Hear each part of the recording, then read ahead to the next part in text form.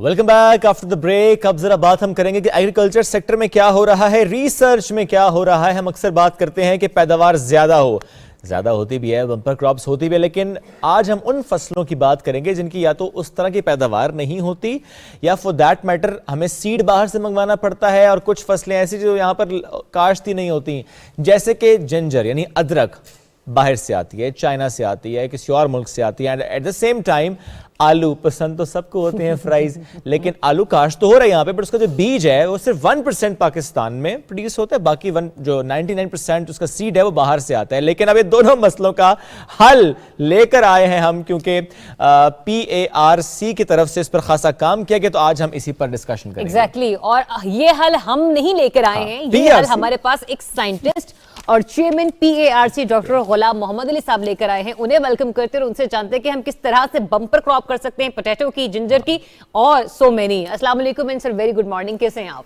بسم اللہ الرحمن الرحیم. شکریہ ذریعہ صاحب. سب سے پہلا تو سوال یہ کہ ابھی جس طرح سے شعیب نے بھی ڈسکس کیا, ایک ایسی ٹیکنیک جسے ایروپونک کہا جاتا ہے, اور ہم اس کی نسبت بہت اس کی بدولت بہت ساری بمپر کراپس کر سکتے ہیں, کیونکہ روایتی طریقوں سے اگر ہم لوگ پیچھے ہٹ دیں تو سب سے پہلے تو ذرا ہمارے کسان بھائیوں کے لیے اور ہماری عوام کے لیے بڑے آسان الفاظ میں بتائے گی ایروپونک جو ٹیکنیک ہے یہ بیسیکلی ہے کیا؟ ایکچولی دیکھیں, پاکستان کا جس طرح آپ نے بلایا, ایگریکلچر بہت امپورٹنٹ سیکٹر ہے اور اس میں بہت سارے پروڈکٹس ہیں, اور ایک دوسری بات یہ ہے کہ یہ اوپن ایئر جو انوائرمنٹ انڈسٹری ہے, اور بہت سی ڈیزیزز اور انوائرمنٹل تھریٹس اور بہت ساری اور فلڈز اور ڈفرینٹ چیزیں. ایکچولی جو ایروپونک کی آپ بات کرتے ہیں, پوٹیٹو کے بارے میں تھوڑا سا آپ کو میں بتا دوں کہ پوٹیٹو اوور آل جو ہم تقریباً 5 ملین ٹن ہماری پروڈکشن ہے پاکستان میں پوٹیٹو پر ایئر جو, اور پھر یہ ہے کہ تقریباً 5 لاکھ ایکڑ پہ یہ لگاتے ہیں. 4 لاکھ تقریباً ٹن اس کا سیڈ ہمیں چاہیے. 4 لاکھ ٹن سیڈ چاہیے. کتنا ہم پروڈیوس کرتے ہیں؟ ہم اس کا 1% پروڈیوس کرتے ہیں. اور پھر جو ہماری ڈیفرنٹ انوائرمنٹس ہیں, ہم کہاں پہ, جیسے پہلے بھی میں بات کرتا ہوں کہ پاکستان کے بہت اچھی اللہ تعالیٰ نے انوائرمنٹ ڈفرینٹ کنڈیشنز ہیں, جو گلگت بلتستان میں بھی گرو کر سکتے ہیں, پھر سون ویلی ہے, پھر ونٹر میں جو ہم پنجاب میں گرو کرتے ہیں. تو یہ سارے ایریاز کے لیے ہمیں سیڈ چاہیے, اور وہ سیڈ چاہیے کہ جو ڈیزیز فری سیڈ ہو, جس کو کوئی بیماری بھی نہ لگے, اور میکسیمم ہم پروڈکشن اس سے لے سکیں. تو جو ایروپونک کنڈیشن یہ بھی ایک ٹیکنیک ہے اس طرح سے کہ پہلے تو یہ میں آپ کو بتاؤں کہ ہم نے national institute for genomics and advance bio technology ایک سینٹر اسٹیبلش کیا. ٹھیک ہے. اس میں 28 لیبارٹریز ہیں. ایک ایکٹیویٹی اس میں ہے پوٹیٹو ٹیشو کلچر کے حوالے سے. یہ آپ کراچی کی بات کر رہے ہیں؟ نہیں, یہاں پہ جو نیشنل ایگریکلچر ریسرچ سینٹر, وہ جو ایکٹیویٹی ہے اس کو اس لیے ہم نے وہ یہ کام سٹارٹ کیا کہ ہم ڈیزیز فری سیڈ بنائیں. جا کے جیسے آپ نے بتایا کہ ہالینڈ سے ہم بہت سارا بلینز کا سیڈ جو ہالینڈ سے منگواتے ہیں, تو تھرو ٹیشو کلچر اور وہ 7ویں 8ویں جنریشن پھر اس کو ملٹیپلائی کر کے پھر ہمیں بھیجتے ہیں. تو ہم کیوں نہ ڈائریکٹ ہم تھرو ٹیشو کلچر ٹیکنیک سے کریں. تو وہ پہلے یہ چھوٹی چھوٹی ٹیکنیکس ہیں. ہم جیسے نارملی سیڈ ہوتا ہے, سیڈ سے ہم گرو کرتے ہیں پلانٹس. اس میں یہ ہے کہ ہم ٹیشو سے سیڈ گرو کرتے ہیں اور کنٹرول کنڈیشنز میں, تاکہ اس کو کوئی ڈیزیز نہ ہو. تو وہ جو ٹیشو کلچر کی جو ٹیکنیک ہے, اس میں گروتھ روم میں پہلے اس کو گرو کرتے ہیں, ملٹیپلائی کرتے ہیں, پھر اس کے سیڈ کے لیے ملینز پودے بناتے ہیں, اور پھر اس کو ہم سوائل میں لے کے جاتے ہیں سیڈ بنانے کے لیے. لیکن سوائل میں پھر اس میں ڈیزیزز آ جاتی ہیں. اس کو جو نیوکلس سیڈ ہوتا ہے, اس کے حوالے سے ہم نے ایروپونک کنڈیشن کو وہ اسٹیبلش کیا. اس میں یہ ہوگا کہ وہ جو پلانٹس, ملینز پلانٹس ہم نے ٹیشو کلچر لیبز کے اندر بنائے, ان کو ہم اس میں ایروپونک جو کنڈیشن ہے اس کے اندر ہم لگائیں گے. اس میں یہ ہوتا ہے جو نارملی کہ پلانٹس کو ہم وہ ہینگ کر رہے ہوتے ہیں ایئر میں, اور نیچے پھر اس کی جو اس کو نیوٹرینٹس ملتے ہیں ہر 4 منٹ کے بعد ایک شاور کی طرح اس کو مسٹ ہم دیتے ہیں. اس کے اندر نیوٹرینٹس بھی اور پانی بھی. और वो ना पानी के अंदर हैंग कर रहा होता है, ना सॉइल के साथ, ना किसी मटेरियल के साथ। किसी वायर किसी उसके थ्रू ये प्लांट हैंग करेगा, लाइक किस तरह से हम लोग देखेंगे इसे? ये ऐसे ही हमने एक वो डैशबोर्ड सा बनाया हुआ है, उसके अंदर सुराख करके उसको हैंग कर दिया, और नीचे उसके जो शावर है, और वो 4 मिनट के बाद वो शावर न्यूट्रिएंट्स के साथ उसको 30-40 सेकंड्स के लिए वो करता है, और फिर वो, क्योंकि वो किसी चीज़ से टच नहीं हो रहा था।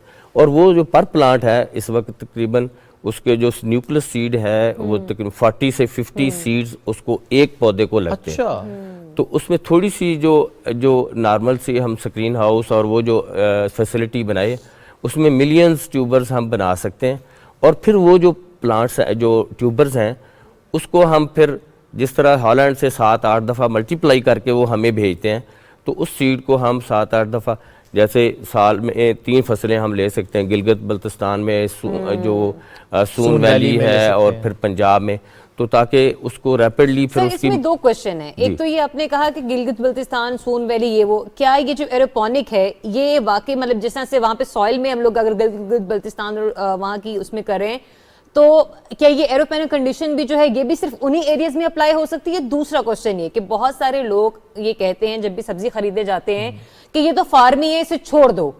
अगर जो ये एरोपोनिक के थ्रू अगर हम पोटैटो कास्ट कर रहे हैं, कुछ और भी कास्ट कर रहे हैं, तो क्या उसको भी यह कहा जाएगा कि फार्मी है, इसे छोड़ दो, इसके अंदर वो ग़िज़ाइयत, वो न्यूट्रिशंस मौजूद नहीं है?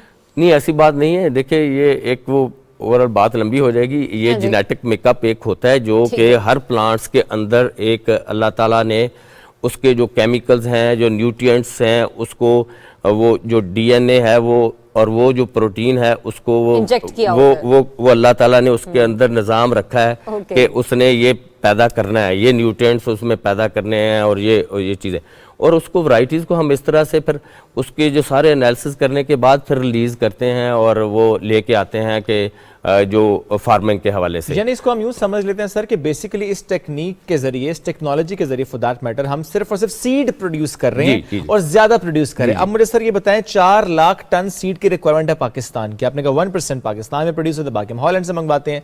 कितना एरिया रिक्वायर्ड है for this much production, 4 lakh ton seeds, और कितना और वक्त लगेगा हमें उस फैसिलिटी को डेवलप करने में कि हम ये बना पाए पाकिस्तान में? इसमें देखिए, हमने तो जो NARC ने, हमारे साइंटिस्ट ने, हमने तो एक जो टेक्निक और वो फैसिलिटी फॉर डेमोन्स्ट्रेशन पर्पसेस वो हमने डेवलप कर दी, और ये बता रहे हैं ये टेक्नोलॉजी जो है ना उसको हम डेमोन्स्ट्रेट कर रहे हैं, ठीक है, और ताकि इसके फिर अगर हम सारे ओवरऑल जैसे पूरे पाकिस्तान में लेके जाना है, हम भी उसके ऊपर काफ़ी काम कर रहे हैं।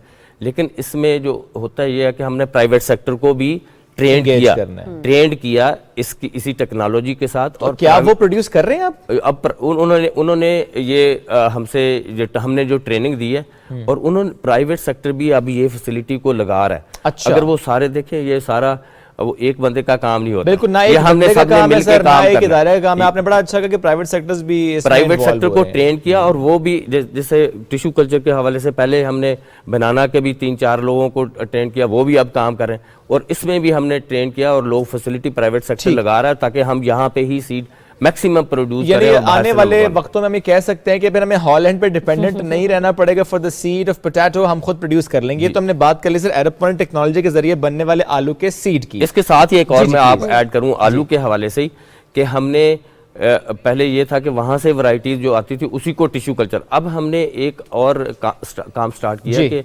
आलू की जो ब्रीडिंग और वैरायटी डेवलपमेंट भी हमने अपनी ही स्टार्ट कर दी, ताकि हमारी ही वैरायटी हो और उसी को हम मल्टीप्लाई करें, और उसके ऊपर भी हमने ये 2-3 साल से काम स्टार्ट कर दिया, और अब हमारी वैरायटी होगी और वही सीड हम हर जगह पर जाएगा। ठीक है सर, क्विकली आ जाते हैं अब जरा हम अदरक पर। पहले हम ले रहे थे चाइना से, थाईलैंड से और मुल्कों से, उस पर आपने क्या काम किया? अदरक भी पाकिस्तान में पैदा होगी अब इंशाल्लाह? ये इसके लिए क्योंकि हमारा काम है कि भी कोई एक्सप्लोर करना और रिसर्च।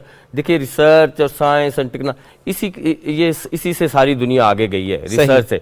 ये सारी चीज़ें आप देखते हैं, रोज़ टेक्नोलॉजी चेंज होती है, اور یہ کوئی ایسی بات نہیں ہے کہ ادرک ہم نہ گرو کر سکے. جیسے میں نے بتایا کہ ہمارے پاکستان میں ڈیفرنٹ انوائرمنٹس ہیں. صحیح. آپ جی بی میں ڈیفرنٹ ہے, ویلیز میں ڈیفرنٹ ہے, پنجاب میں ڈیفرنٹ ہے, سندھ میں کوسٹل ایریا بالکل ڈیفرنٹ انوائرمنٹ ہے. تو بات صرف ایکسپلور کرنے کی ہے کہ کون سی جو کراپ ہے وہ کہاں پہ ہو سکتی ہے. تو یہ کیونکہ کیونکہ ہم بلینز کی تقریباً 10-11 بلین کی ادرک منگواتے ہیں باہر سے, تو ہم نے یہ سوچا کہ بھی اس کے اوپر پچھلے 4-5 سال سے ہم نے کام سٹارٹ کیا. میں نے خود بھی اس کو بڑا انٹرسٹ لیا. تو اس میں یہ کیا کہ 4-5 سال کے ایکسپیریمنٹ کے بعد ہم نے یہ آئیڈینٹیفائی کیا کہ 1-2 ورائٹیز جو ہے نا وہ پاکستان میں گرو ہو سکتی ہیں, بہت ساری اور بھی, لیکن وہ سکسیسفل نہیں ہوئی. اور وہ ایک ورائٹی جو ہے اس نے بڑی اچھی ییلڈنگ دی. 8 سے 10 ٹن پر ایکڑ ییلڈ اس کی ہے, جو کہ فیزیبل ہوتی ہے کسی بھی فارمر کے لیے, اس کی اکنامکس کو. اور کون سا ایریا آپ کو لگتا ہے جہاں پر ہم یہ کر پائیں گے؟